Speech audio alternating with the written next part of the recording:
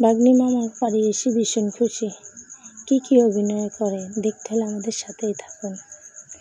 আসসালামু আলাইকুম বন্ধুরা, সবাই কেমন আছেন? ভিডিও শুরুতে সবাইকে জানাই আন্তরিক শুভেচ্ছা এবং ভালোবাসা। যত রাগ অভিমান সব ভুলে যায় এক ডাকে, যখন তাকে মামা বলে। মামা ভাগিনা ভাগ্নির ভালোবাসা পৃথিবীতে সবচাইতে দামি ভালোবাসা। আই মিস ইউ মামা। যাদের মানে যখন মায়ের কথা খুব বেশি মনে পড়বে, তখন মামার সাথে একটু কথা বলে নেবেন, তাহলে মনে একটু শান্তি মিলবে।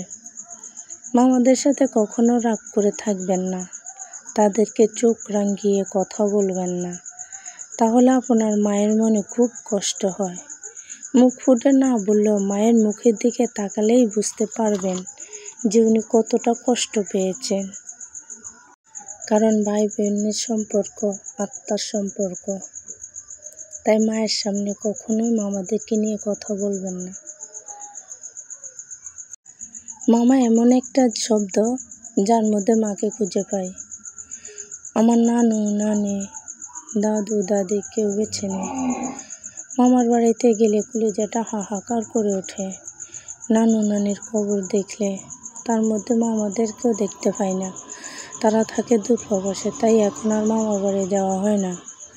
আমার দাদু মারা যান যখন আমি নবম শ্রেণীতে পড়ি, আর দাদি মারা গেলেন মাস 5 হলো। কেন জানি বাবার বাড়ি যেতে পারি না, দাদির কথা খুব মনে পড়ে। বাবার বাড়িতে যাওয়ার সাথে সাথে দাদি এসে হাজির, তোরা আইসস, তোরা আসলে আমার খুব ভালো লাগে। এখন আর কেউ বলে না তোরা আইসস। I love you grandfather and grandmother, I miss you. জানি আর কোনোদিন পাবো না ফিরে, তারপরও বলতে পারি না তোমাদের।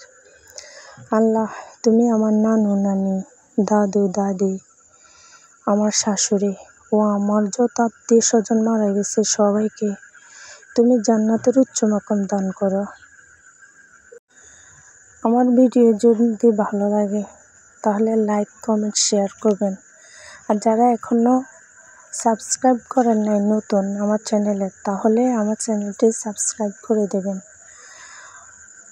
পরবর্তী ভিডিও দেখার জন্য আমন্ত্রণ রইল। সবাই আমার ভাগ্নিটির জন্য দোয়া করবেন। আল্লাহ হাফেজ।